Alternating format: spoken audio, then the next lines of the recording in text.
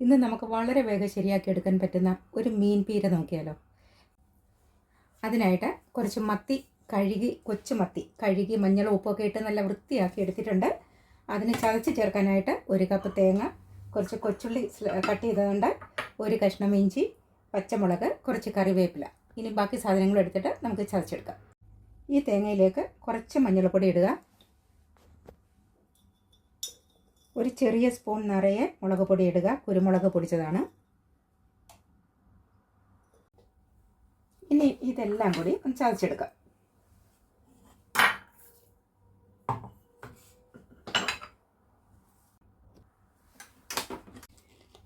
ഇത് നമുക്ക് വൃത്തിയാക്കി വെച്ച മീനിലേക്ക് ഇട്ട് കൊടുക്കാം. അതിലേക്ക് സ്ലൈസ് ചെയ്ത് വെച്ച കുറച്ച് ടൊമാറ്റോ ഇട്ട് കൊടുക്കാം. ഒരല്പം മാത്രം കുടംപുളി ഇട്ട് കൊടുക്കാം. ഒന്നുകിൽ കുടംപുളി ഇടാം, അല്ലെങ്കിൽ പച്ചമാങ്ങ ഇടാം. ഇതിലേക്ക് ആവശ്യത്തിന് ഉപ്പിട്ട് കൊടുക്കാം.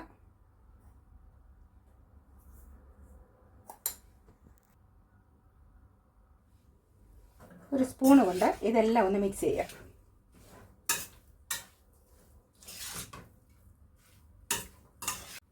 വളരെ കുറച്ച് മാത്രം വെള്ളം ഒഴിച്ചു കൊടുക്കുക.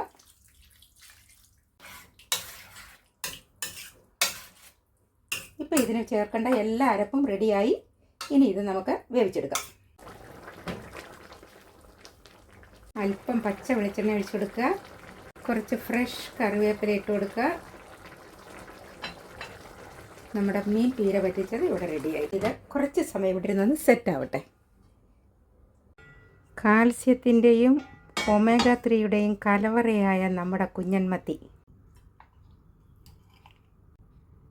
നല്ല ജ്യൂസിയായ കൊച്ചുമത്തി പീര പറ്റിച്ചതാണിത്.